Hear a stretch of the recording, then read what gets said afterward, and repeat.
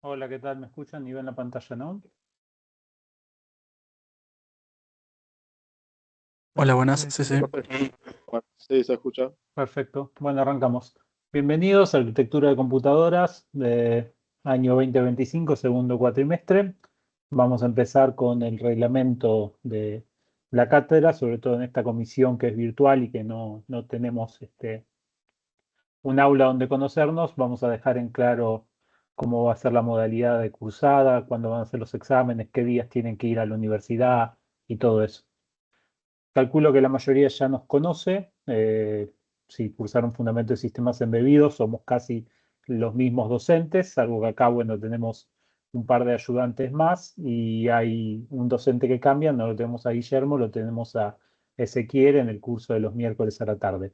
Pero el resto del plantel docente es el mismo de Fundamento de Sistemas Embebidos, así que la mayoría, como el 70% de los alumnos, ya nos conoce.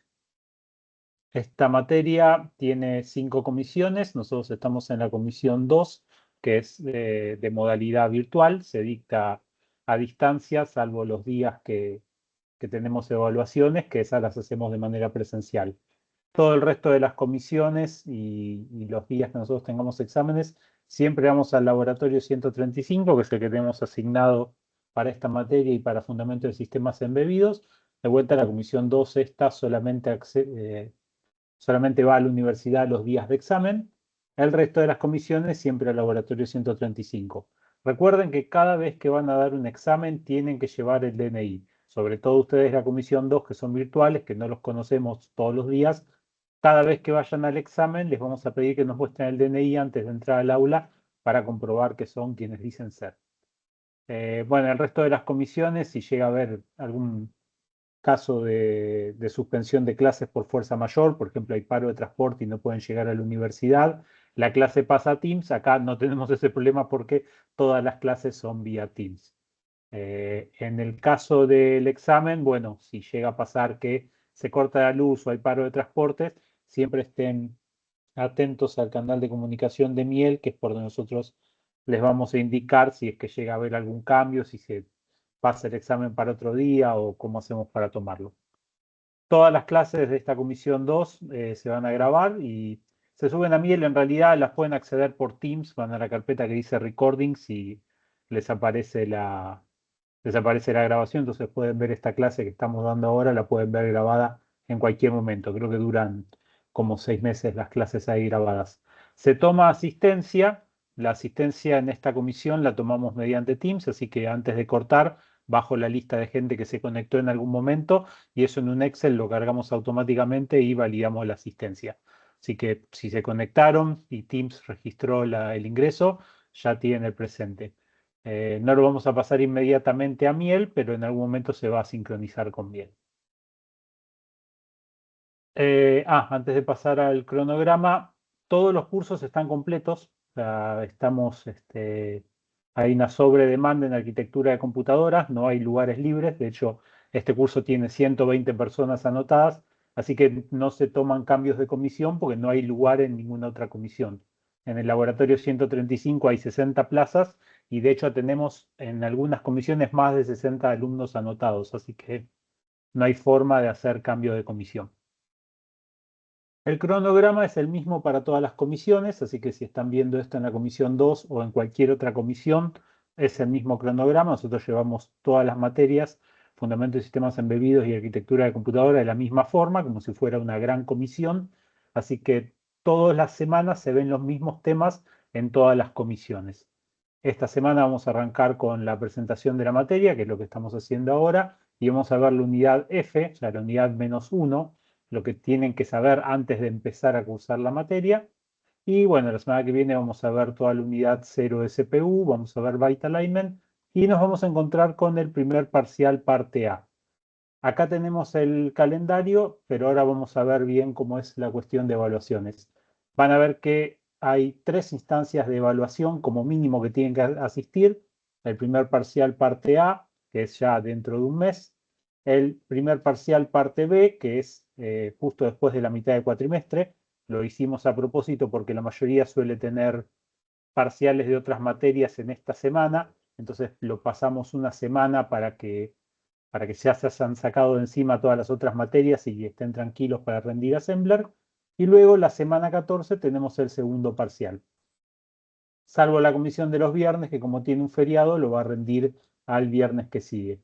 Después tenemos una clase intermedia de un tema que lo damos, pero que obviamente no lo vamos a evaluar en el segundo parcial. Y la última semana vamos a tomar recuperatorios. Así que como mínimo tienen que asistir la semana 4, la semana 9 y la semana 14 a la universidad a rendir los exámenes. Y si les queda alguno de los parciales no aprobados, entonces tienen que venir la semana del recuperatorio.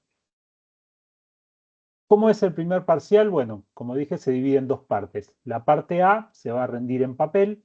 En esta comisión, que somos 120 alumnos, vamos a partir la cantidad de alumnos a la mitad, o sea, vamos a tomar los primeros 60 de la lista y vienen en el horario de 14 a 16, y la segunda parte de la lista, los segundos 60 alumnos, van a venir de 16 a 18 horas al laboratorio 135 a rendir.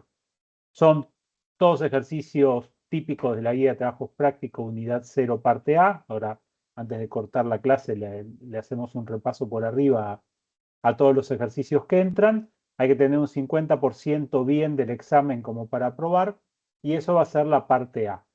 Quienes tengan aprobadas la parte A pueden dar la parte B. Si desaprueban la parte A, tienen que recuperar todo el primer parcial en la instancia de recuperatorio.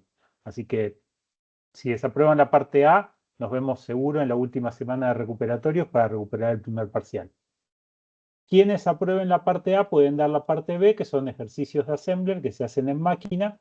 Y también, bueno, dependiendo cuántos alumnos lleguen al primer parcial parte B, vamos a hacer un esquema de qué alumnos se presentan en qué horario, ya que el cupo para rendir son 30 computadoras que tenemos disponibles, así que tenemos que asignarles un turno para que vayan a rendir en ese turno. Pues si van los 120, no se puede dejar entrar a todos, no pueden rendir todos. Perdón, pasa que tengo a alguien que está pidiéndome que lo admita y me parece raro porque Carlos agregó a todos los alumnos a esta comisión.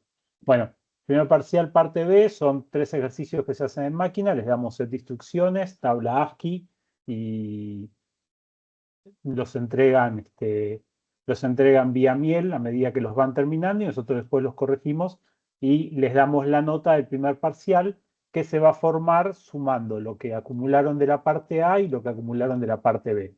¿Sí? Más o menos el 40% corresponde a la parte A y el 60% corresponde a la parte B. Eso quiere decir que si no saben Assembler, obviamente no pueden aprobar el primer parcial, pero tienen que saber más o menos bien Assembler como para promocionar también. Cuando vamos a pasar más de la mitad de esta primera parte de la materia hasta ver todos los temas del primer parcial viendo Assembler, por eso es el tema más importante, es el que más vale. ¿Alguna duda con esto? No, profe. Bien. El segundo parcial se rinde en papel, ahí creo que es la semana 14, y es todo lo que nos queda de la unidad 0, que es eficiencia y pipelining, toda la parte de memoria, toda la parte de entrada-salida. Este ya es un parcial más tradicional, con 6, 7 puntos, y de vuelta se rinde ahí en papel en el laboratorio. También les vamos a asignar turnos para ir, porque el espacio físico para rendir un examen en papel es de 60, así que de vuelta seguro vamos a dividir el curso en 2. Si les queda la materia final, esto calculo que alumnos ya de segundo año lo deben de saber, pero nosotros lo ponemos por escrito porque hay muchos alumnos que por ahí nunca se llevaron una materia final y no saben cómo es la modalidad. Se llevan una materia final si no la promocionan. Para promocionar la materia tienen que tener ambos parciales con... tengo gente que pide que la admite para entrar, me parece rarísimo. Bueno, tienen que tener los dos parciales con 7 o más. O sea, si tienen un 10 en un parcial y un 6 en el otro, no está promocionada la materia, no está promocionada en esta cátedra y no está promocionado porque el reglamento de la universidad dice que es así. O sea, que nosotros no promocionamos, no promediamos, no hacemos nada de eso que hacen otros docentes. Acá, para promocionar la materia tienen que tener los dos exámenes con 7 o más, y con eso promocionan la materia. Si no llegan a promocionar la materia, van a quedar anotados al final, siempre y cuando, bueno, tengan la cursada, ¿no? más de 4 o más en ambos parciales. Hay 5 llamados consecutivos para rendir el final. El primer llamado que van a tener siempre, cursen ahora el segundo cuatrimestre o cursen en el primer cuatrimestre, es lo mismo, siempre va a haber una mesa A y una mesa B. Hay 2 llamados a final para los finales de junio y para los finales de diciembre. No es así en todos los casos. A veces en marzo, febrero, marzo no hay 2 mesas, a veces sí. Yo lo he visto cambiar a lo largo de los años, pero lo que es seguro es que en diciembre y en junio siempre hay 2 mesas. Ustedes automáticamente están inscritos a la mesa B, los que logran cursar la materia. Eso quiere decir que si tienen otras materias para dar finales, traten de anotarse en las mesas A de las otras materias. Las mesas A siempre vienen primero en el calendario, porque si se anotan en la mesa B de otra materia, por ahí les cae el día que justo les toca el final de arquitectura de computadoras. Y ahí tienen que elegir. Nosotros únicamente tomamos alumnos que están en el acta. Hay una cuestión legal de por qué hacemos eso. Han pasado cosas en este país donde alumnos han aparecido agregados en actas que no tenían que aparecer. Un caso en los 90, un juicio donde eso ocurrió porque un bedel anotó a alguien ilegalmente en un acta que no tenía que aparecer.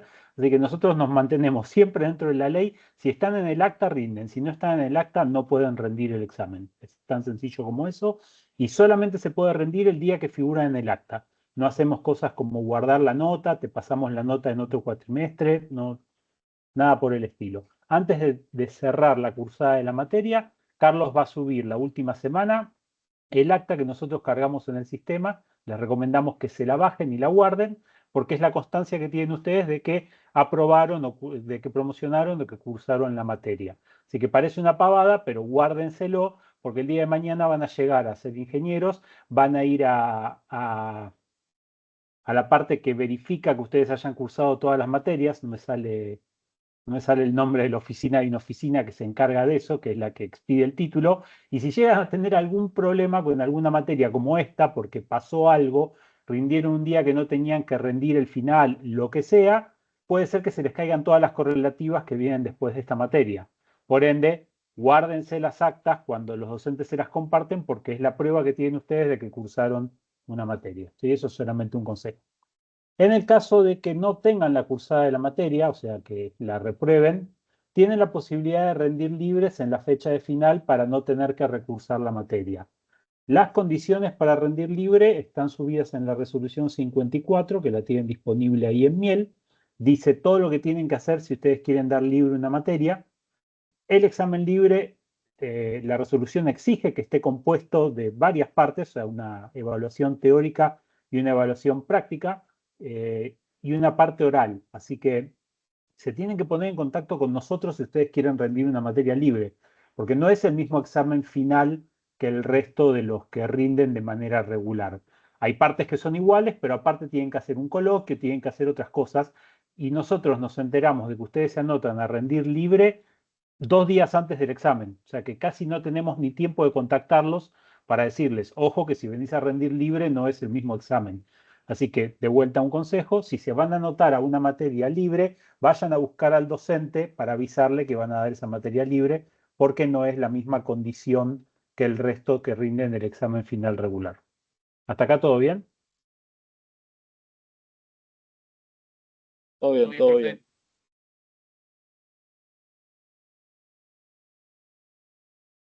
Bueno, para que no tengan miedo de lo que es la cursada de la materia, estas son las estadísticas que tenemos desde el año 2017. Sacamos 2020 porque fue ese año de la pandemia donde se evaluó de una forma medio rara con las evaluaciones de aprendizaje, no sé, una falopa medio rara que inventaron y que nos descoloca todas las estadísticas porque no había finales, así que el 2020 no está. Lo que vemos es que vienen mejorando en cuanto a la cantidad de alumnos que promocionan y que cursan. En verde y en azul están los que regularizan la materia. Fíjense que han ido subiendo, sobre todo a partir del plan 2023, que es el plan que estamos cursando ahora, y nos pone de muy buen humor que la cantidad de ausentes también ha ido bajando. Lo otro que notamos es que la cantidad de alumnos anotados, ¿sí?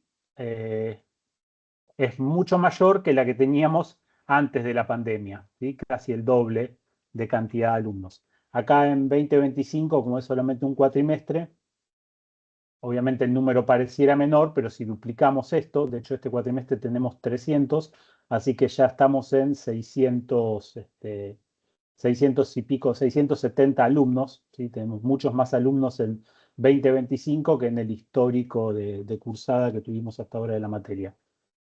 Generalmente les va bastante bien, ¿sí? Dependiendo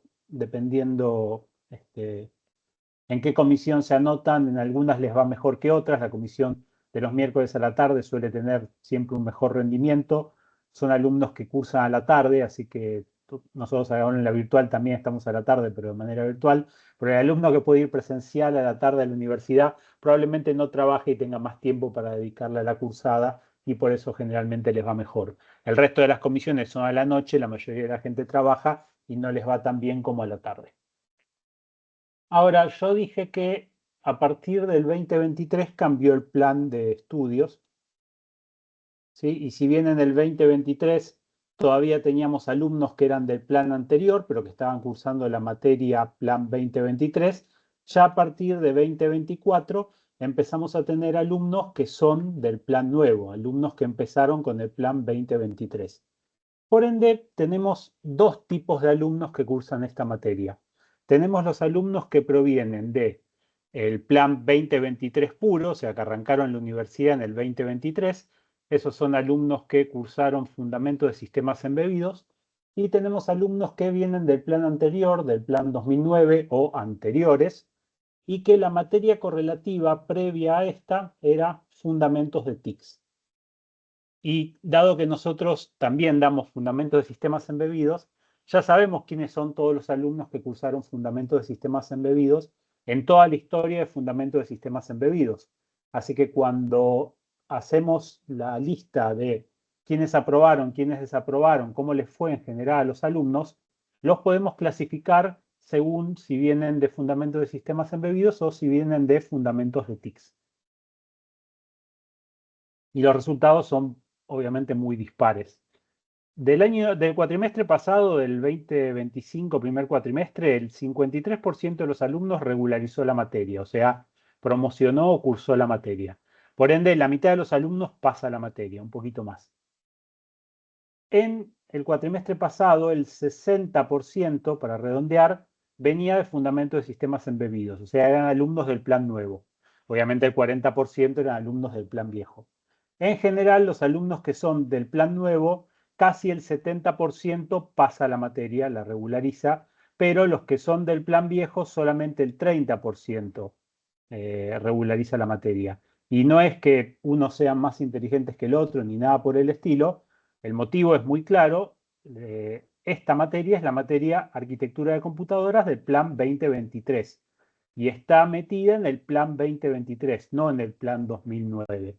En el Plan 2009, esta materia tenía 6 horas, no tenía 4 horas como tiene ahora. Ustedes dirán, bueno, mejor, tenemos menos temas.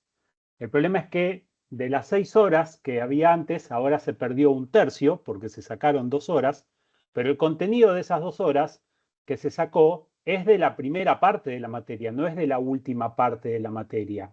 O sea, lo que se hizo es, se pasaron esos contenidos a la materia Fundamentos de Sistemas Embebidos. Por ende, los que vienen a cursar provenientes de TICS, hay ciertos temas que en Fundamentos de TICS no los vieron y que acá en Arquitectura de Computadoras, Plan 2023, nosotros los damos como sabidos. Cuando eso pasó, que se diseñó el plan nuevo, nosotros obviamente nos quejamos, le dijimos al departamento, esto no puede ser porque hay alumnos que van a venir con ciertos temas que no conocen, y el departamento nos dijo que les demos ese material para que ustedes puedan compensar esa falta. Lo que hicimos nosotros fue tratar de acomodar la materia para que eso no lo sufran, para que no tengan un gran impacto por esos temas que les faltan. Y lo que les proveemos es esos contenidos, se los ponemos acá en miel y si ven esta parte que dice acá, 00, conocimientos previos obligatorios para alumnos que hayan cursado Introducción a las TICS, Acá tienen todo ese material, no es todo, pero es, digamos, lo necesario que ustedes necesitan para cursar esta materia, Arquitectura de Computadoras, Plan 2023, es lo mínimo que ustedes tendrían que saber para poder hacer la materia y compensar esos conocimientos que no obtuvieron en Fundamentos de TICS, porque obviamente el plan de Fundamentos de TICS no lo tenían. Esto era parte de Arquitectura de Computadoras, Plan 2009. No es demasiado, o sea, es algo que en un fin de semana se pueden poner al día. Nosotros se los planteamos acá en una serie de 4 videos. El primer video es sistemas de numeración. Si recuerdan sistemas de numeración de TICS, esto no hace falta que lo vean. Lo mismo la parte de códigos, toda la parte de BCD, Aiken, código de Gray, toda esa parte acá está explicada en algunos videos. Esto sí se veía en TICS, pero no se veía por ahí con la profundidad que que la necesitábamos nosotros, así que acá tienen todo lo que nosotros dábamos de código. Y luego lo que sí nos interesa que vean es la parte de lógica combinacional y lógica secuencial, incluido máquina de estado, porque con estos elementos nosotros vamos a describir cómo funciona una computadora. Entonces, estos dos videos sí son importantes, ya que explican todos los fundamentos de lógica combinacional y lógica secuencial con máquinas de estado. Así que estos videos, por favor, véanlos, los que provienen de TICS, porque les va a hacer falta para poder empalmarse con esta materia. ¿Tenías alguna duda, Mauro Quiroga? Sí, no, solamente quería avisarle que ahí donde dice el libro Introducción a los Sistemas Digitales, ese se ve que me lo imprimí, ¿viste?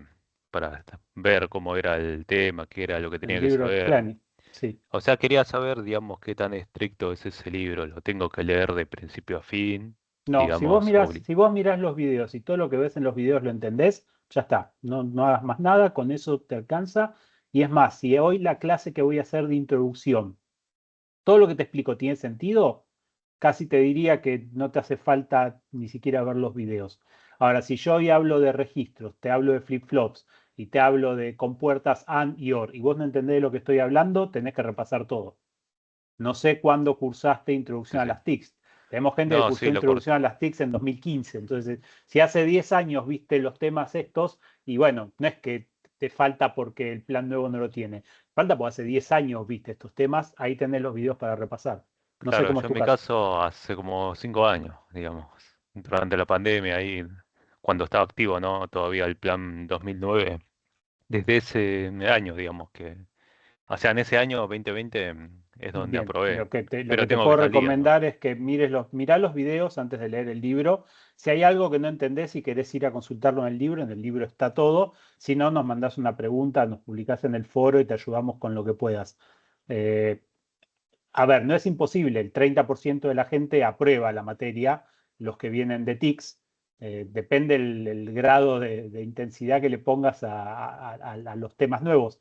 Por ahí no te hace falta rever todo, por ahí sí, depende de vos. Damián, ¿vos tenías alguna consulta? Sí, estoy viendo por ahí que bueno, hay archivos Logisim y abajo también aparece. ¿Es necesario para esta materia en sí o también es parte Sí, para nosotros acordar cómo era? usamos un montón de Logisim. En estos videos te explicamos cómo usar Logisim, que Ok, bueno, ok. en Fundamento de Sistemas Embebidos, ¿vos venís de Fundamento de Sistemas Embebidos o de TICS? Sí, la cursé del pasado Fundamentos. Bueno, acá vamos a seguir usando los eSIMs como vos aprendiste. Sí, ok. Es que Bien, cambié de computadora y para reinstalarlo, ¿viste? reinstalar que te va a hacer falta. ¿Alguna duda más con esto del cambio de plan? Bueno, en este curso tenemos la mayoría de alumnos que provienen de TICS, más o menos calculamos que el, eh, más del 35%, creo que daba el número, vienen de TICS, así que a ustedes les estamos hablando. Nosotros los docentes no tenemos algo en particular en contra de la gente que viene de TICS. Nosotros queremos ayudarlos a que puedan regularizar la materia. ¿Qué más queremos nosotros que ustedes aprueben? Hicimos todo el esfuerzo para que les dejaran la materia arquitectura de computadoras del plan viejo durante un par de años para que ustedes no tuvieran que saltar a la materia nueva, pero el departamento fue terminante y dijo, no, se acaban todas las materias del plan viejo, pasan todas al plan nuevo y que esas 6 horas de diferencia los alumnos las compensen viéndolo por su cuenta, esas 6 horas, esas 2 horas de diferencia que había entre la materia de 6 horas y la materia de 4 horas. ¿Por qué el departamento tomó la decisión? porque si no, la otra opción era hacerlos ir a cursar Fundamento de Sistemas Embebidos, agregándole otra materia más al plan de cursada que ustedes tenían. Entonces, la decisión que tomaron es decir, es mejor que vean los contenidos por su cuenta y no meterles otra materia más con todo otro régimen de aprobación y finales y cosas por el estilo, cuando quizás viendo los contenidos que le hacen falta, empalman con la materia nueva y la pueden aprobar de todas formas. Yo no estaba a favor de eso, pero no soy yo el que tomó la decisión. Entonces, no es desde nuestra parte que decidimos cambiar la materia. Nosotros, esta es la materia Plan 2023 y la damos como Plan 2023. Si tienen alguna cuestión con eso, le pueden escribir al licenciado Carlos Maidana, que es el jefe de cátedra, me escriben a mí, nosotros tratamos de ayudarlo en lo que de esos videos, nos contactan, si un día tienen que ir a la universidad a hacer consultas, enganchamos un día para que vayan a hacer consultas, o sea, la idea es ayudarlos. Bien, si se llevan la materia final, como recién describí lo que pasa cuando se llevan la materia final, hay muchos alumnos que dicen, no, yo no voy a dar el final, prefiero promocionar la materia, no me gusta prepararme para los finales y dejan la materia o la recursan por ahí teniendo la materia ya metida a final para poder promocionarla, cosa que yo no la voy a entender. Para que no piensen que eso es una buena idea, acá les mostramos cómo le fue a la gente que rindió en julio de 2025. Esta es la cantidad de aprobados, esta es la cantidad de reprobados, y bueno, no todo el mundo que tenía la materia en condición de ir a rendir se presentó a rendir, fíjense que hubo un montón de ausentes. Ahora, entre los aprobados y reprobados, el 83% de los que se presentaron aprobó la materia.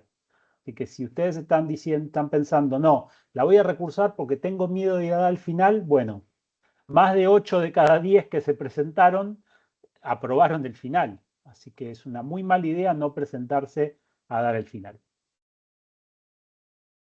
Tenemos acá el cronograma detallado que ustedes tendrían que ir viendo semana por semana para saber qué es lo que tienen que preparar para esta semana. Hoy vamos a arrancar con la presentación de la materia, que es lo que acabamos de hacer, y la unidad F, que es una unidad que agregamos el cuatrimestre pasado para empalmar lo que es el fin de Fundamento de Sistemas Embebidos y el principio de arquitectura de computadoras. Así que hoy vamos a ver eso y vamos a terminar viendo el esquema de cómo se diseña una unidad central de procesos, pero vamos a frenar antes de ciclo de instrucción porque, bueno, esto ya va a quedar para la clase que viene.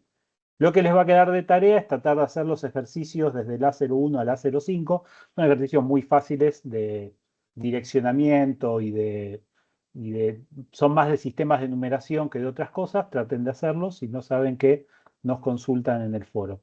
La semana que viene sí vamos a ver todo CPU, desde ciclo de instrucción hasta microcódigo y cableada, y ya van a tener muchos más ejercicios para hacer de la guía de trabajos prácticos.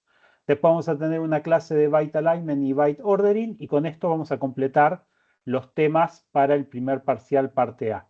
Así que en la cuarta semana nos vamos a ver para el primer parcial parte A en el laboratorio. Así que con esto ya tenemos el primer mes de la materia más o menos planteado. ¿Alguna duda o arranco con la unidad F?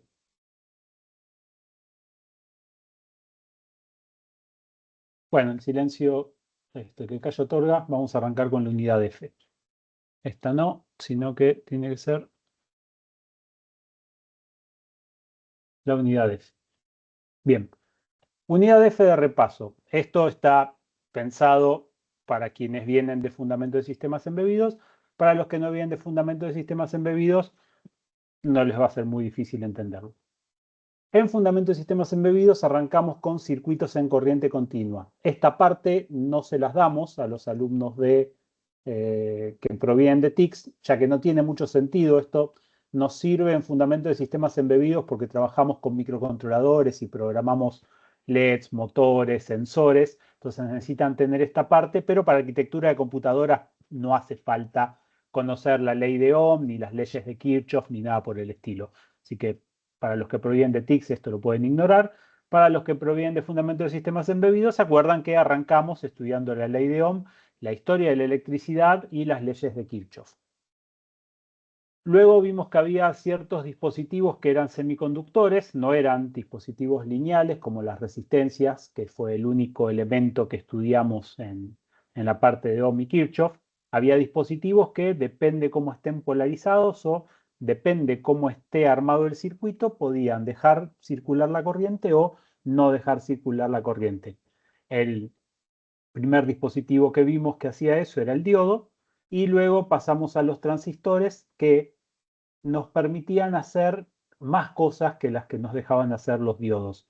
Entonces, dependiendo cómo conectábamos los transistores, podíamos lograr tener una compuerta NOT, o podíamos tener una compuerta NAND, o podíamos tener una compuerta NOR, ¿sí? Dependiendo cómo interconectábamos esos transistores. Y luego esto era la base para todo el desarrollo que hicimos de lógica combinacional. Y ahí sí ya se pueden enganchar los alumnos de TICS para entender la parte de lógica combinacional. Justo antes de eso, hablamos un poquito de tecnología de circuitos integrados, o sea, vimos cómo esas tensiones y esas corrientes representaban valores binarios y cómo se interpretaban, o sea, cómo se compran los circuitos integrados, y pasamos a la parte de circuitos combinatorios. Acá es donde arrancamos todos juntos, los que vienen de Fundamentos de Sistemas Embebidos como los que vienen de TICS. Esto, los que vienen de TICS, obviamente lo vieron en Introducción a las TICS. Los circuitos combinatorios nos permitían definir funciones. Una función era una caja negra donde teníamos una determinada cantidad de entradas y que íbamos a tener un valor de salida de la función que iba a depender de los valores de la entrada según, obviamente, la función. Eso se definía en la tabla de verdad, lo podíamos implementar con compuertas y resolvían un problema del mundo real.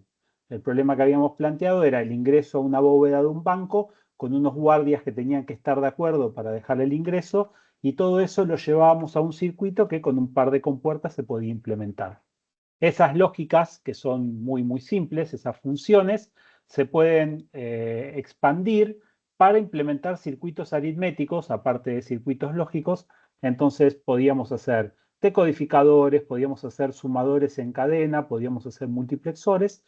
Con todos esos elementos combinados, podíamos hacer un comparador que compare dos números A y B en binario y nos devuelva así: A era igual a B, A era distinto de B, era menor, era mayor o igual, tanto para el caso de números sin signo como para el caso de números signados. Y todo esto, todos estos circuitos aritméticos unidos, los metíamos en una cajita que llamábamos ALU, unidad aritmético-lógica. En la ALU teníamos un multiplexor que seleccionaba cuál era la operación que hacía la ALU, y entonces teníamos dos números que ingresaban a la ALU, A y B, y lo que íbamos a tener era una salida F que iba a ser una función entre A y B. Por ejemplo, sumar A y B, restar A y B, desplazar a la izquierda A tantas veces como diga B, etcétera, etcétera. Y esto es todo lo que ustedes necesitan conocer de circuitos aritméticos de lógica combinacional para interpretar cómo funciona una computadora. Y estos circuitos tenían un problema, que es que no tenían memoria, o sea, no permitían almacenar información, solamente transformaban datos de entrada en datos de salida. Para eso introdujimos después, en la unidad de circuitos secuenciales, cómo funcionan las memorias. Las memorias, la celda elemental de memoria, era un flip-flop latch RS, donde había dos entradas, una de reset y otra de set, y esto podía almacenar un bit de información. Y planteamos que si teníamos una determinada lógica combinacional, el tiempo en el que se procesaba esta función, o sea, desde que las entradas cambiaban a salidas, nosotros lo teníamos que esperar, y luego de eso generábamos una señal de habilitación para capturar el valor que produjo la lógica combinacional en una memoria. Y como todo esto era bastante complejo de manejar con una señal de reset y una señal de set, inventábamos un tipo de elemento, una celda fundamental de memoria, que era el flip-flop tipo D, y en el flip-flop tipo D nos íbamos a apoyar para todos los circuitos secuenciales que estuvimos trabajando en la materia anterior. Y esos circuitos secuenciales son el circuito latch, que toma datos en paralelo y salen datos en paralelo; el circuito shift, que toma datos en serie y los saca en paralelo; un circuito shift que permite desplazar hacia izquierda o a derecha; y luego vimos los circuitos contadores, que permitían contar de manera sincrónica o de manera asincrónica, y algunos contadores que no eran binarios, como el contador de Johnson. Y esto fue todo lo que vimos de circuitos secuenciales. ¿Hasta acá alguna duda? No. Bien. Con todo esto que tuvimos de base, circuitos combinacionales y circuitos secuenciales, vimos el tema principal de Fundamento de Sistemas Embebidos, las máquinas de estado finita, ¿sí? Finite State Machine. Planteábamos este tipo de diseños en donde representábamos algo de la realidad en un estado. El estado era una cuestión, algo que nosotros queríamos representar de la realidad. Por ejemplo, cuánto dinero ingresaba una máquina de gaseosa, y si había ingresado una determinada cantidad, definíamos un estado; si había ingresado otra cantidad, definíamos otro estado. O sea, la máquina de estados representa algo de la realidad, y lo que tenemos es cómo se transiciona de un estado a otro. Por ejemplo, una máquina de gaseosas, si acá teníamos que habían ingresado 0 pesos y acá teníamos que habían ingresado 100, entonces esta transición indica que en la máquina ingresó un billete de 100 pesos. Ahora, también podía pasar de que ingrese un billete de 200 pesos. Entonces, esta transición indica que se ingresó un billete de 200 pesos. Y si acá ingresa otro billete de 100, también venimos a este estado que representa que en la máquina había 200 pesos ingresados. Entonces, cada estado representa algo de la realidad. Esto lo vimos que lo transformábamos a una tabla de verdad, como las que habíamos visto en lógica combinacional. Las tablas de verdad representaban el estado actual, cuáles son los valores de las entradas, y en función de eso, cuál iba a ser el nuevo estado al que íbamos a transicionar. Así que todo este dibujito hermoso no es otra cosa más que esta tabla que está acá, donde dice que si estamos en el estado 00, o sea, estos casos que están acá, ingresa un 01, o sea, este estado que está acá, entonces vamos a ir a parar al estado 01, que es este estado que está acá. Y así para todos los estados y todas las transiciones posibles. Esto conceptualmente era un circuito que lo llamábamos máquina de estado finito, que estaba compuesto por una lógica combinatoria que calculaba el nuevo estado, tenía como entradas las entradas propiamente dicho, y una realimentación del estado actual. Ese nuevo estado se almacenaba en una lógica secuencial, o sea, en un flip-flop, uno o varios flip-flops, y teníamos una lógica combinatoria de salida que podía tomar el estado o el estado y las entradas y generar una salida algo útil. ¿Sí? Una máquina de estado que solamente guarda estado no sirve para nada, siempre tiene que tener una salida. Eso lo pasábamos a compuertas. No es otra cosa más que tomar esta tabla y esta tabla de acá y generar la función, sea en suma de productos o en producto de sumas correspondiente. Y habíamos visto que había dos tipos de máquinas de estado, la máquina de Moore y la máquina de Mealy. La diferencia estaba en que la máquina de Moore, la salida solamente dependía del estado, y la máquina de Mealy dependía del estado y de la entrada. Habíamos visto casos donde había una que convenía más que la otra, pero son básicamente lo mismo. Eso lo podíamos implementar con compuertas, así que esa máquina de estado que vimos en la diapositiva anterior no es otra cosa más que todas estas compuertas que están acá. Notemos que siempre escriben en flip-flops, que son los que guardan efectivamente el estado, y luego teníamos una tabla de salida que lee los estados y define cuál es el valor de la salida. Y esto era una máquina de estado. Vimos que si esto era muy complejo porque tenía muchos estados, entonces podíamos hacer medio como una trampa y utilizar una memoria tipo ROM, en donde guardábamos cómo se transicionaba de un estado al otro.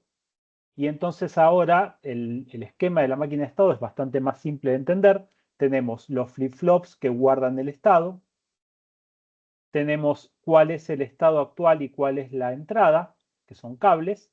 Eso va a seleccionar de una memoria ROM en donde los valores están puestos muy a medida, va a seleccionar cuál es el nuevo estado, y ese nuevo estado es el que se va a grabar en los flip-flops. Y también podemos tener alguna función que tome el valor de la memoria ROM y mueva cuál es la salida, ¿sí? Y esto era una máquina de estados programable, una máquina de estados que nosotros podíamos cambiando los valores que teníamos en esta memoria ROM, podíamos hacer que se comporte de distintas formas.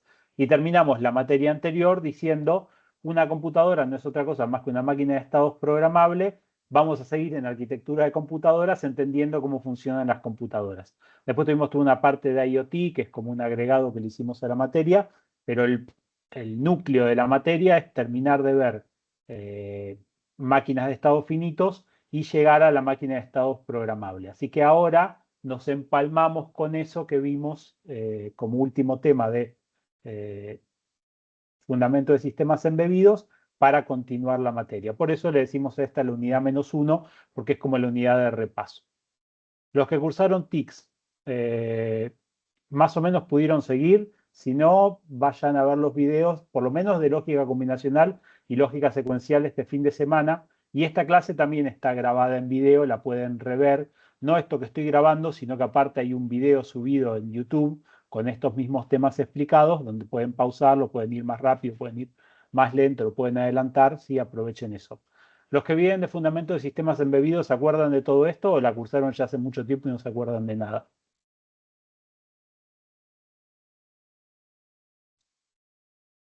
No, bien. Igual yo la cursé el 4 pasado, así que esto es muy fresco para mí. Venimos bien, profe.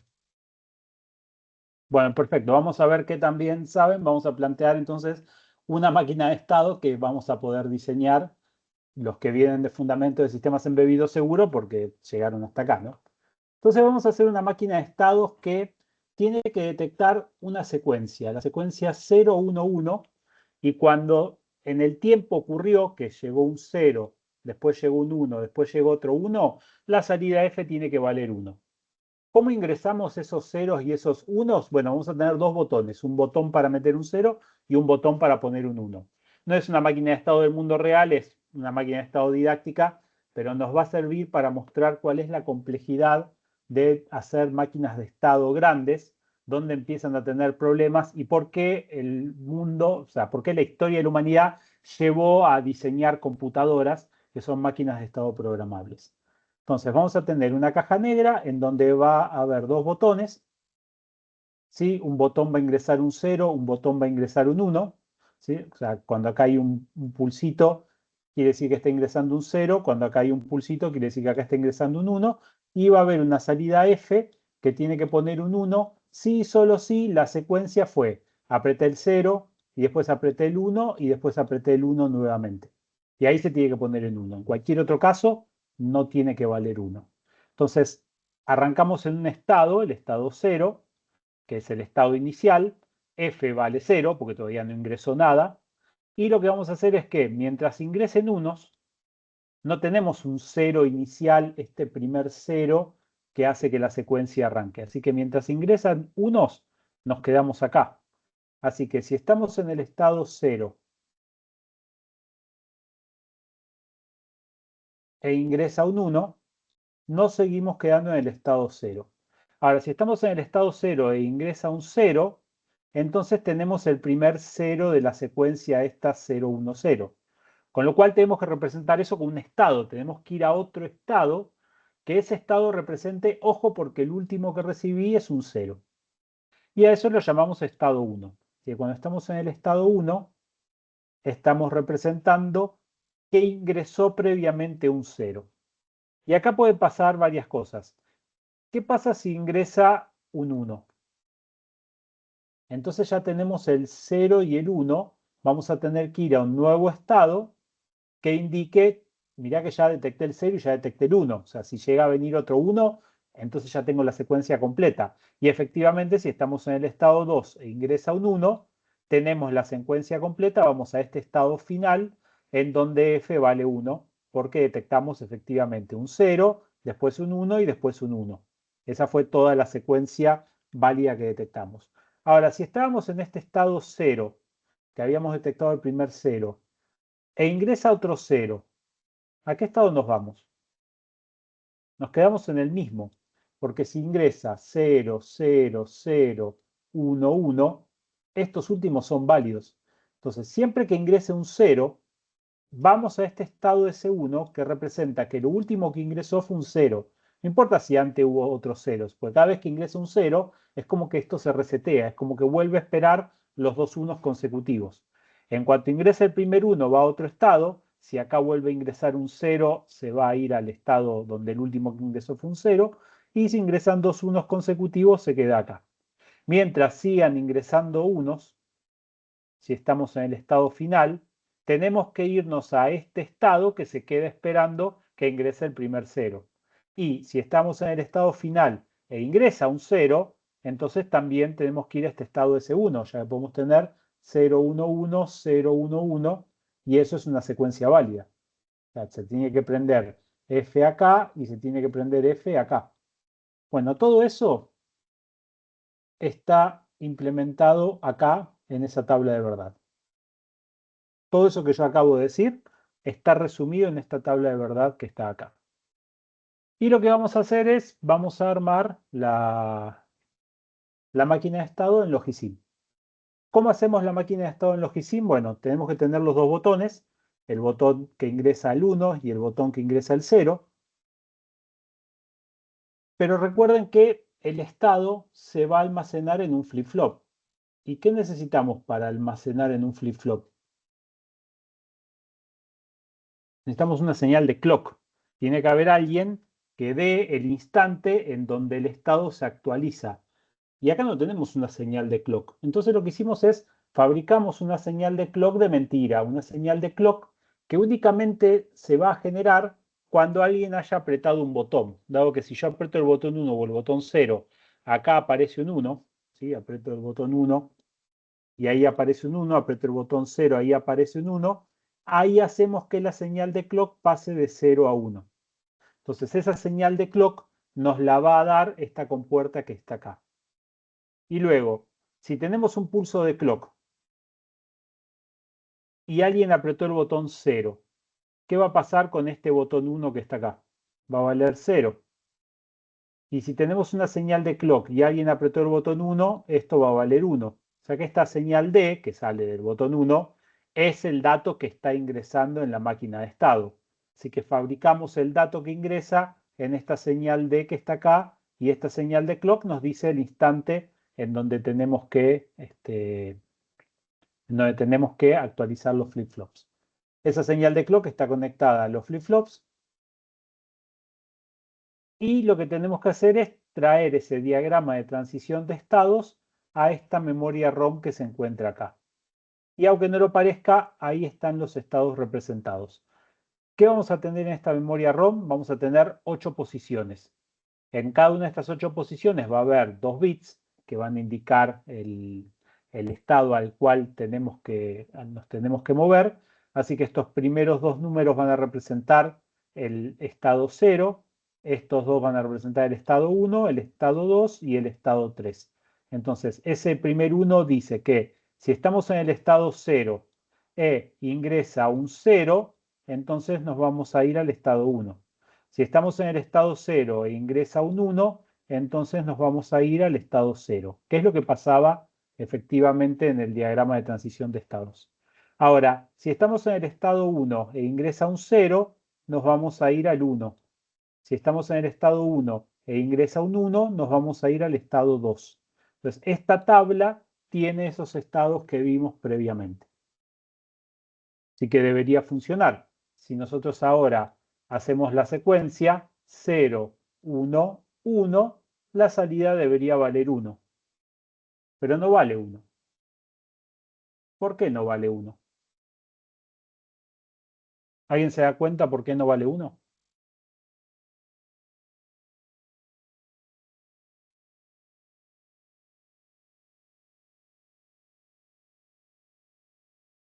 Tiene que ver con los tiempos.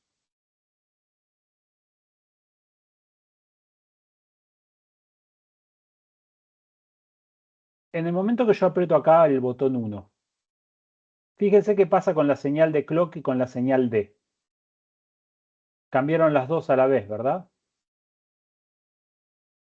¿Me siguen todos? Los dos valen 1. Los dos valen 1 casi al mismo tiempo. Entonces, ¿qué pasó cuando eso ocurrió? Esto empezó a valer 1 esto vale 1, esto vale 1, y acá se capturaron los valores que salen de la memoria ROM, que en este caso son 1 y 0, para E0P y E1P. Ahora, la memoria ROM, desde que ve ese valor de D que cambia, porque el estado es el estado anterior, hasta que produce un valor, se va a tomar un tiempo. Esto, desde que apretamos un botón hasta que cambia D, va a tardar un tiempo, de hecho debería ser inmediato, y hasta que sale el valor por el clock también va a tardar un tiempo. Ahora, si este tiempo es T0 y este tiempo es T1,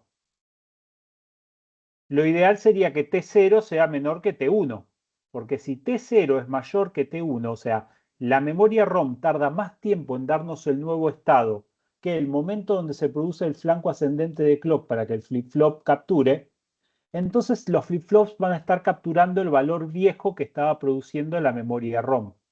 Y ese es exactamente el problema que tenemos acá. Tenemos que hacer un diseño en donde los tiempos que tardan en responder los circuitos importan mucho, ya que si un evento ocurre antes que el otro, entonces los flip-flops van a estar viendo el estado de todo esto anterior, no el estado actual, ahora que cambió la entrada.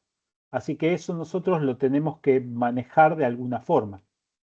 Pensemos qué es lo que pasa con la señal de clock cuando se aprieta un botón. Está en 0, de golpe va a pasar a 1 mientras esté el botón apretado, y cuando se suelte el botón va a pasar a 0 de vuelta.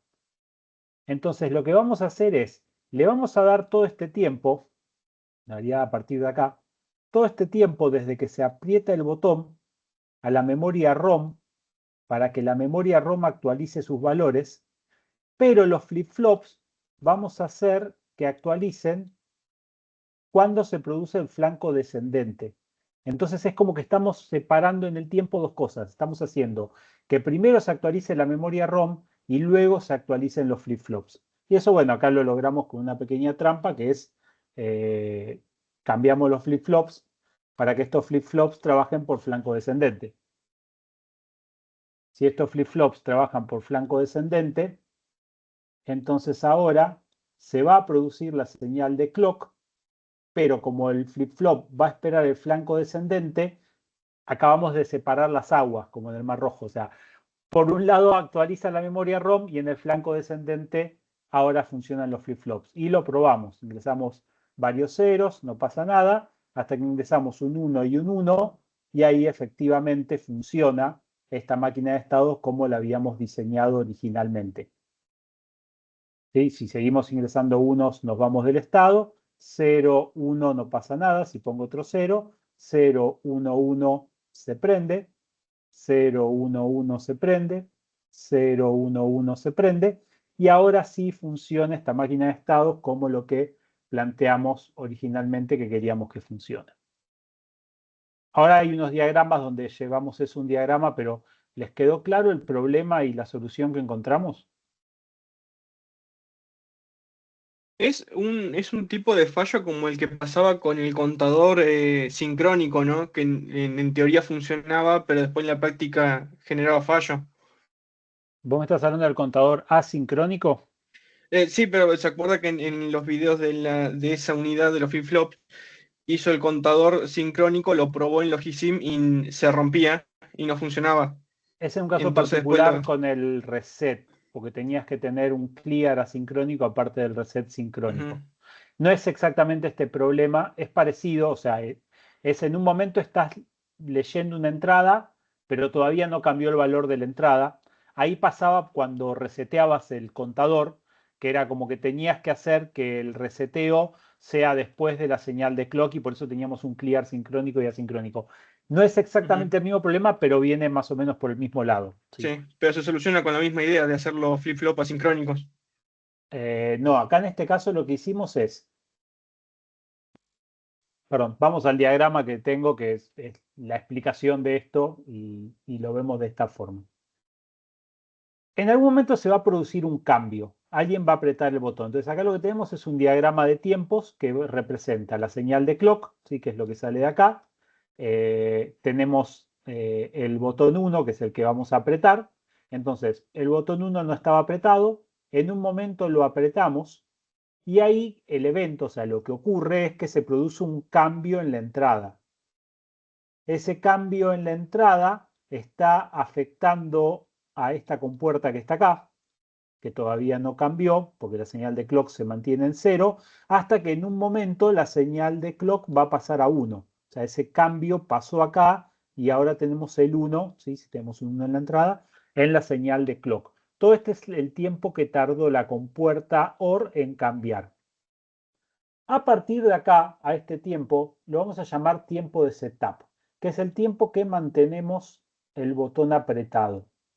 Mientras está el botón apretado, la memoria ROM ya vio el cambio, ya que este botón 1 afectó a D y D es lo que selecciona en la memoria ROM. ¿Con qué selecciona la memoria ROM? Con el valor de D y con el valor de estado anterior que salía de los flip-flops. Y esto va a calcular un nuevo estado. Ese nuevo estado va a quedar disponible a la salida de la memoria, a la memoria ROM.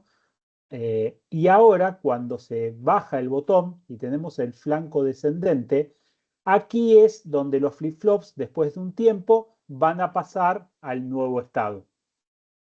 ¿Sí? Es como que dividimos el tiempo en dos. Hay un tiempo que vamos a llamar de setup, en donde le damos ese tiempo a la memoria ROM para que calcule el nuevo estado, y ese valor del nuevo estado va a pasar a los flip-flops, que son los que guardan el estado, cuando tenemos el flanco descendente de clock. A ese tiempo que tenemos que mantener ese valor en 0 lo llamamos tiempo de hold, y fíjense que después de cambiar el estado también se va a cambiar el valor de esta compuerta AND. Obviamente no inmediatamente, va a tardar el tiempo que tarde esta compuerta AND en procesar. Y esa es toda la secuencia de eventos. ¿Les queda un poco más claro con el gráfico ahí? Sí, sí. Sí, profe. Bien. Ahora, si nosotros vemos el flip-flop y nos fijamos en la hoja de datos del flip-flop, cuáles son los tiempos en los cuales funciona el flip-flop, vamos a ver que el tiempo mínimo que necesita tener de setup es de 120 nanosegundos, ¿sí? Para estos chips 74HC74, que son los que, por ejemplo, usamos nosotros en fundamento de sistemas embebidos. ¿Por qué es importante ese número 120 nanosegundos que está ahí? Vamos a llevarlo a 125 nanosegundos para que nos dé un número un poco más redondo. Si yo necesito mantener el tiempo de setup y de hold en 125 nanosegundos, entonces el tiempo mínimo que yo tengo que esperar para poder hacer un cambio de transición es de 250 nanosegundos. O sea, no puedo hacer que esos flip-flops reaccionen en un tiempo menor a 250 nanosegundos. Y si calculamos la inversa de eso, nos da 4 MHz. ¿Qué quiere decir esto? Que la velocidad más rápida a la que va a funcionar esa máquina de estado es 4 MHz. No puedo hacer que funcione a más de 4 MHz porque estaría haciendo que los flip-flops tengan un tiempo de setup y un tiempo de hold menor que 125 nanosegundos, y según el fabricante el tiempo mínimo que tiene que tener es, bueno, es 120, pero lo llevamos a 125 para que los números nos den redondo, pues si no iba a dar 4,333, entonces para que quede un número redondo lo llevamos a 125, pero se entiende de que no puedo lograr que esta máquina de estado funcione a más de 4 MHz. ¿Sí? Es el límite que tiene esta máquina de estado por la tecnología de circuitos integrados que seleccionamos. Ahora, el fabricante puso ese valor, 120 nanosegundos, como un valor de referencia, porque sabe que nunca va a fallar si nosotros lo hacemos funcionar a 120 nanosegundos. Ahora, si nosotros por ahí lo hacemos funcionar a 100 nanosegundos, probablemente funcione, ¿sí? Por ahí no todas las veces, pero casi todas las veces va a funcionar. Y entonces si lo llevamos a 100 nanosegundos y calculamos la inversa, eso ya no nos da 4 MHz, nos da 5 MHz. Bueno, eso es el overclocking de una computadora. Cuando le hacen overclocking a una computadora, la CPU se vende para funcionar a una determinada cantidad de gigahertz, no sé, 1.5 gigahertz. Nosotros jugamos con esos valores de setup y de hold que tiene la señal de clock embebida en sí misma y hacemos que opere a una frecuencia un poco más rápida y estamos haciendo el overclocking. De acá viene el término overclocking. Estamos haciendo que el clock de referencia funcione a mayor frecuencia y tratamos de sacarle más jugo a esos circuitos integrados. A veces funciona bien, a veces no funciona bien. De ahí viene el término overclocking. ¿Se entendió esto que tratamos de explicar? Sí, profe. Sí, Sí, profe, profe. senté. ¿Hicieron overclocking alguna vez de una computadora? Sí, pero con software. El software hace esto. O sea, vos lo que tenés es un oscilador que tiene la síntesis de esa señal de clock. Y está programado con unos parámetros que vos pones en una memoria, pero que a la larga terminan impactando en un hardware que genera la señal de clock y que dice cuánto tiempo tiene que esperar en alto y cuánto tiempo tiene que esperar en bajo. Cuánto en alto, cuánto en bajo. Eso se sintetiza, es la palabra correcta de cómo se genera esa señal de clock. Vos ajustando esos valores haces que el clock sea más rápido. Vos lo hacés tocando un software.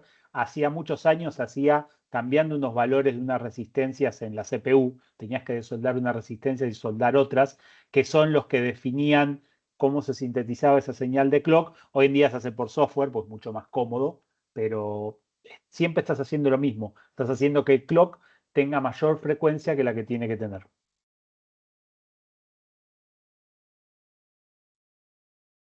Bien.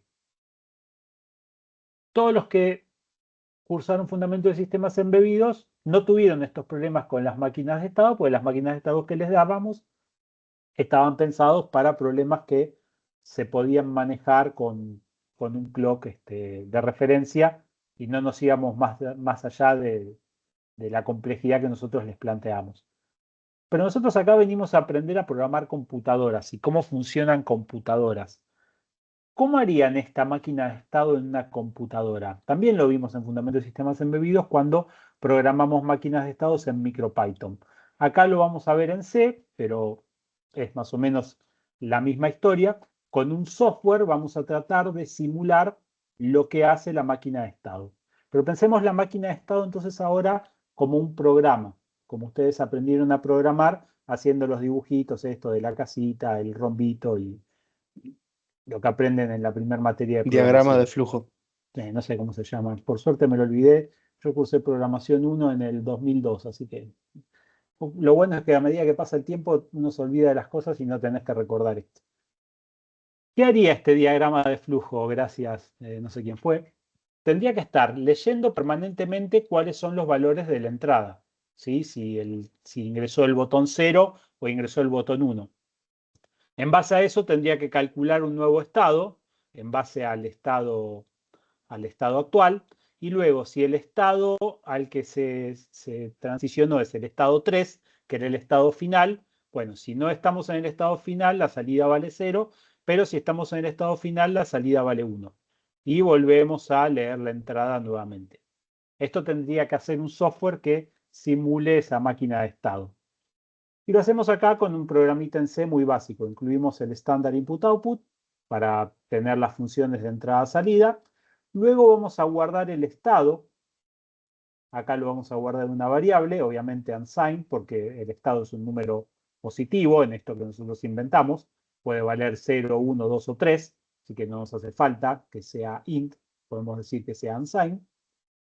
Luego tenemos que tener la tabla de transición de estados, o sea, cómo transicionamos de un estado al otro. Esto nosotros lo teníamos en la memoria ROM.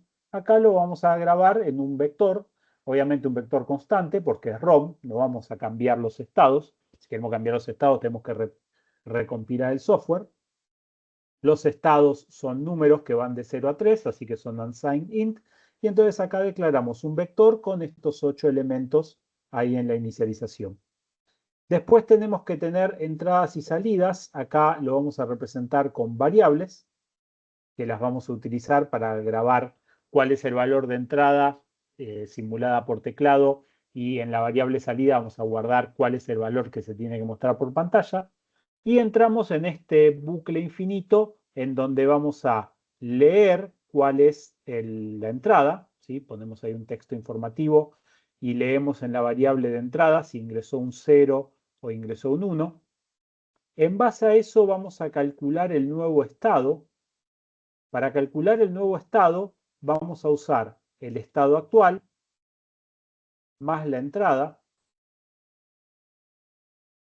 y ese multiplicado por 2, si les cuesta seguir por qué está ahí, recuerden cómo estaban los cables en la ROM que teníamos acá. El estado, que son los bits E1 y E0, se conectan a partir de 2 y de 1, y en el bit menos significativo tenemos la entrada. Así que E1, E0 y D forman un número de 3 bits, pero esto en sí es un número de 2 bits.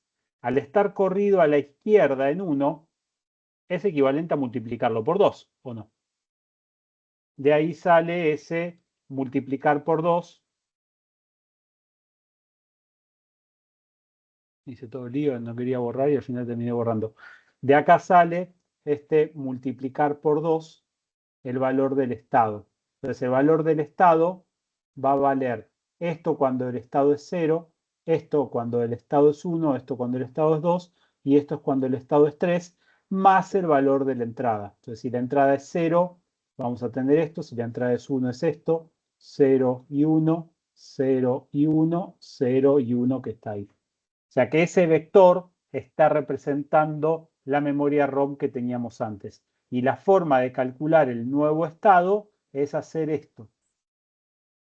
Es generar un índice. Ese índice va a elegir cuál es el valor del nuevo estado que está almacenado y lo va a impactar en la variable estado. Y luego teníamos que cambiar la salida. Entonces la salida iba a depender de si estábamos en el estado 3 o no estábamos en el estado 3. Así que si el estado es igual a 3, entonces la salida vale 1. Si no, la salida vale 0. Este operador unario lo ven, ¿no? Unario no, ternario, creo que le dicen este. Este operador ternario lo ven en programación, ¿no? Sí. Sí, se ve. Perfecto. Quien sabe usar eso sabe programar. Quien no sabe usar eso, aprendan a usar porque es la marca de que son buenos programadores. Y lo otro que hacemos es sacamos el valor ahí de salida, ¿sí? Lo mostramos por pantalla. Así que vamos a ver este programa. Acá lo tengo escrito, ¿sí? Es el mismo programa. Y vamos a compilarlo. Un poquito de zoom, mucho zoom.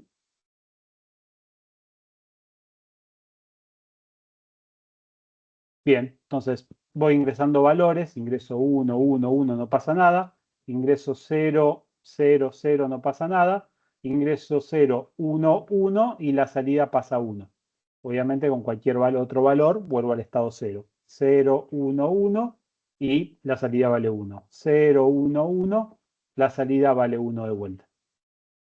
Así que funciona este programa como la máquina de estados que nosotros acabamos de definir. Ahora, acá hay un par de cosas que en el video yo lo explico. Acá lo voy a pasar muy rápido para que no se haga muy larga la clase. Pero fíjense que ustedes acá están tomando un valor que ingresa por teclado. Y ese valor que ingresa por teclado lo están usando así, sin chequear, directamente sobre algo que apunta a una posición de memoria. Si yo acá en la entrada pongo cualquier cosa, ¿sí? Ingreso 0, 1, 1, está todo bien. Si acá le pongo cualquier número, obviamente eso ¿qué va a hacer en un programa en C? Va a ir a buscar a partir de la base donde está grabado este vector FSM, más todo ese número que yo le puse, va a acceder a un área de memoria protegida y el sistema operativo va a terminar el programa. Así que esto no se hace nunca. Acá lo hacemos como un ejemplo rápido para no complicar la máquina de estado, pero siempre que leen un valor de teclado y que lo van a usar como índice en un vector, en C tienen que validar que no se pasen del tamaño máximo del vector. Si no, es una vulnerabilidad de su programa. Otros lenguajes como Rust tienen esa protección incorporada, pero un buen programador de C sabe que siempre que va a utilizar un valor calculado en un índice, los valores que se generan de ese índice tienen que estar dentro del tamaño del vector. Lo aclaro para que no piensen que damos un mal ejemplo, lo hacemos para no complicar la parte de máquina de estado, para que quede, digamos, más compacto el programa, pero siempre verifiquen cuáles son los números que van a usar como índice en un vector. Ahora, ¿cómo unimos los dos mundos? ¿Cómo unimos el mundo de la programación, que ustedes ya conocen, y el mundo de las máquinas de estado, que ustedes también ya conocen? ¿Cómo se une eso en una computadora?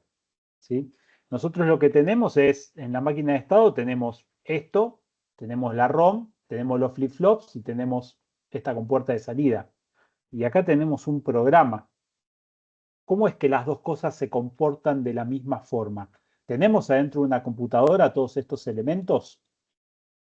La realidad es que sí, los tenemos, no de esa forma, los tenemos agrupados en lo que vamos a conocer como los bloques funcionales que forman una computadora.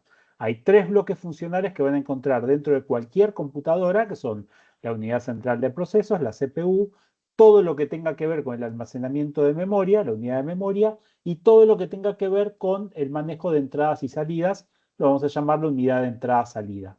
Entonces, ese programa que nosotros escribimos y esa máquina de estados que nosotros diseñamos, la máquina de estados propiamente dicha es esto que toma un valor de entrada en la ROM, selecciona el nuevo estado y lo genera.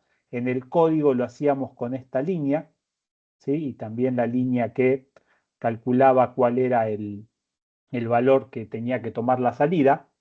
Esto lo hace la CPU, o sea, este loop constante, este ingreso constante y toda esta lógica la hace la CPU.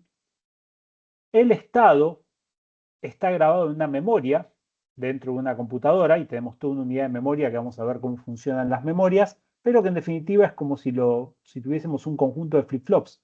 La unidad de memoria no son más que flip-flops que nosotros tenemos disponibles para grabar información. Y esta ROM, que tenía cuáles eran los nuevos estados, grabado como un dato, es este vector que tenemos acá. ¿Sí? Está grabado también dentro de la memoria. Y luego la entrada, los botones o la salida, el LED, son parte de la interfase de entrada-salida. Obviamente nosotros desde un programa de programación tenemos una función que hace que eso funcione, o sea, que nos comunica con estos hardwares que están adentro de la interfase de entrada-salida.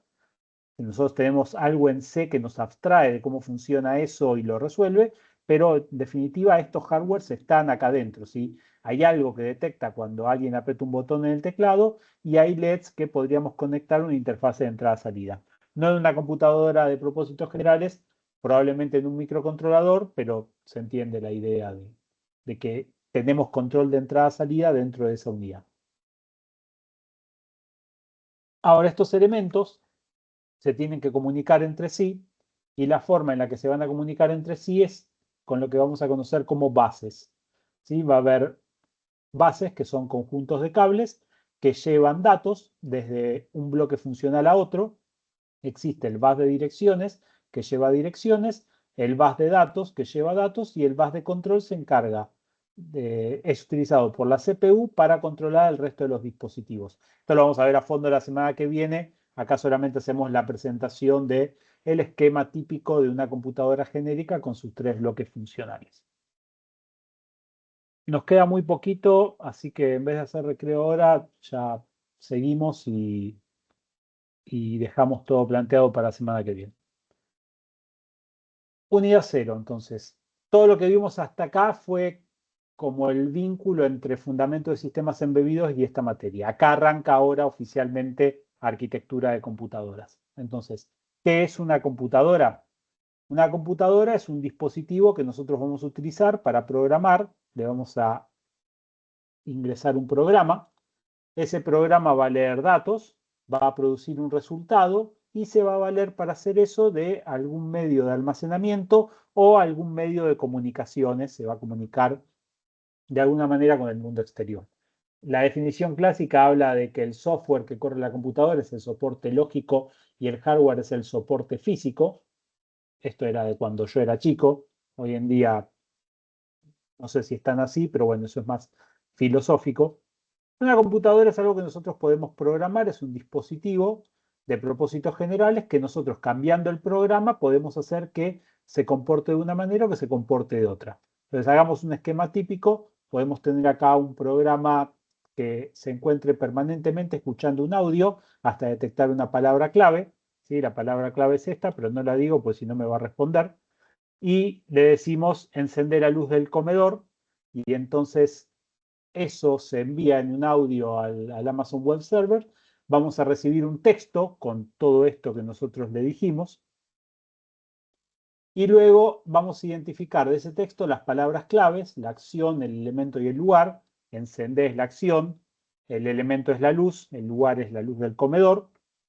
Y a través de este programa vamos a ejecutar una acción sobre el elemento en el lugar, o sea, vamos a utilizar un relé y vamos a encender la luz del comedor.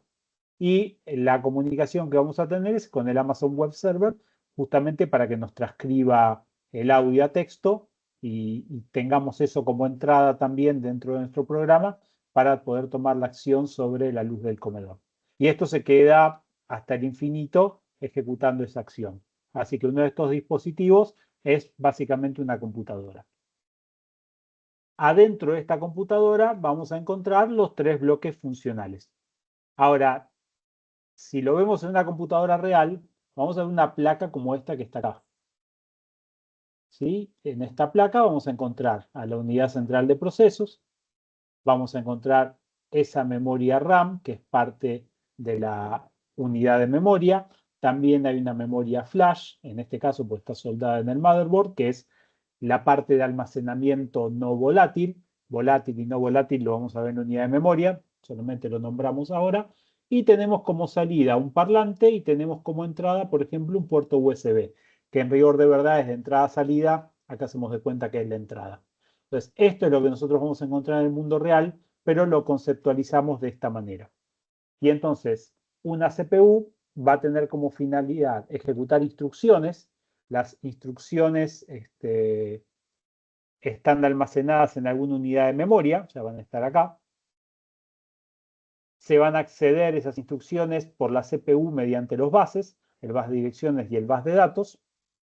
Y las interfaces de entrada-salida, o sea el parlantito, o sea la entrada del puerto USB, también van a ser controladas por la CPU utilizando los buses, tanto como el de control, como el de direcciones, como el de datos. ¿Qué va a hacer la CPU? La CPU va a estar ejecutando un programa. Y ese programa no es otra cosa más que un conjunto de instrucciones que están grabadas en memoria.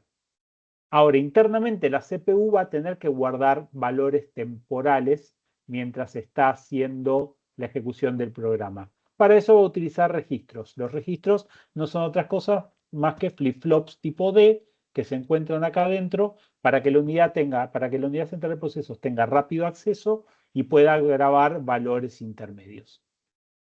Esto dicho de esta manera es muy general porque ustedes acá ven 3 dibujitos y yo estoy hablando de registros, estoy hablando de un montón de cosas. Así que nosotros vamos a usar ahora la clase que viene un modelo didáctico con muchos más componentes que los que yo acabo de decir que son solamente registros. Y en este modelo didáctico vamos a tener una CPU que va a estar compuesta por un montón de elementos, los vamos a ver a fondo la semana que viene. Vamos a esquematizar la memoria como una sucesión de posiciones en donde podemos leer o podemos grabar valores y nos vamos a focalizar en cómo funciona esta CPU didáctica. Para terminar la clase de hoy, que no se queden con que todo lo que vamos a ver es un dibujito que hicimos acá en la materia para que se entienda. Si vamos a las hojas de datos de las CPUs de los 80s, por ejemplo una 8086 de Intel o un 6502, que es probablemente la mejor CPU de la década del 80, se van a encontrar en el manual con estos dibujos esquemáticos de cuáles son los componentes que forman una CPU. Son distintos a los que nosotros usamos en el modelo didáctico, pero en realidad los elementos son los mismos, aunque no los parezcan. Acá tenemos, por ejemplo, un registro acumulador, tenemos una ALU, tenemos un registro índice, y acá también tenemos lo mismo. Tenemos la ALU, tenemos el stack pointer, tenemos los registros índices y tenemos el acumulador sea que los elementos son los mismos, aunque no lo parezcan, pasa que están dibujados de otra forma. Nosotros lo vemos en el modelo didáctico, que es un poco más fácil de explicar para nosotros. Ya para terminar la clase de hoy, y para que puedan ir haciendo algo en la guía de ejercicios, y no les quede solamente la clase teórica, tienen este ejercicio en la guía de trabajos prácticos, en donde planteamos una computadora que va a resolver una instrucción, por ejemplo, de este estilo. En el registro A, que es un registro temporal, un registro acumulador, un registro donde guarda valores intermedios, valores temporales la CPU, hay un registro A y un registro B. Lo que queremos hacer es que el contenido de A sea igual al contenido de B más 1. Para valernos de eso, vamos a tener una ALU. La ALU va a tener dos operandos. ¿Cómo seleccionamos cuál es el operando de la ALU? Bueno, acá tenemos un registro de instrucción. Esto es un conjunto de bits, de 8 bits, en donde los primeros 3 seleccionan la operación de la ALU. ¿Sí? Esta es la operación de la ALU. La operación de la ALU vino de esta manera. Compramos la ALU y el fabricante de la ALU nos dijo, si vos querés que se sume el operando 1 más el operando 2, acá tenés que poner 0, 0, 0. Así que nosotros queremos hacer una suma, así que acá vamos a poner 0, 0, 0. Luego, tenemos acá un bit para indicar dónde vamos a poner el resultado. Y acá el resultado va a ser A. Así que tenemos que elegir A. ¿Cómo ponemos un A? Ponemos un 0 en el resultado. Luego tenemos el operando 1. El operando 1 es este que está acá a la izquierda de la operación, que es B. ¿Cómo ponemos el B? Con un 1 que está ahí. Este es el operando 1. Acá tenemos el operando 2. Ahora, el operando 2 es un 1. Y acá tenemos la tabla que nos dice cómo podemos seleccionar el operando 2. Si ponemos 0, 0 es el registro A, 0, 1 es el registro B, 1, 0 es una constante en 0 y 1, 1 es una constante en 1. Como queremos tener un 1, vamos a poner un 1, 1. Y luego el tipo de operación, si usa la ALU, tiene que tener un 0, así que acá ponemos un 0. Hay otras operaciones que pueden usar el NOP. Así que si nosotros ponemos estos bits que están acá, en el registro de instrucción, la CPU esta va a ser A es igual a B más 1. Si hubiésemos querido hacer A es igual a B más 0, ¿qué cambio teníamos que hacer?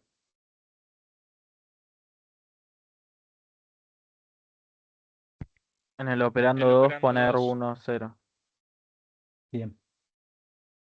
Y si hubiésemos querido hacer que B es igual a A menos B, ¿cuál es la operación? 0, 0, 1. Porque es una resta. El operando ¿Cuál es? 1 tendría que ser, perdón, el resultado tendría que ser 1, el operando 1 tendría que ser 0, y el operando 2 tendría que ser 0, 1. Bien. Bueno, de esto tienen un montón para hacer en la guía de trabajos prácticos. Es un ejercicio en donde ustedes le dicen a la CPU qué instrucción tiene que ejecutar. ¿Cómo arman la instrucción? Bueno, con los datos que nosotros les estamos dando acá en el ejercicio, ¿sí? Esta CPU fue diseñada para que, interpretando los bits que ustedes ponen en el registro de instrucción, haga una operación que ustedes pueden seleccionar, que ustedes pueden armar. Obviamente acá hay 8 bits. Vamos a descartar el de ALU o NOP, porque son todas operaciones tipo ALU, así que tenemos 7 bits. ¿Cuántas operaciones distintas puede hacer esta CPU?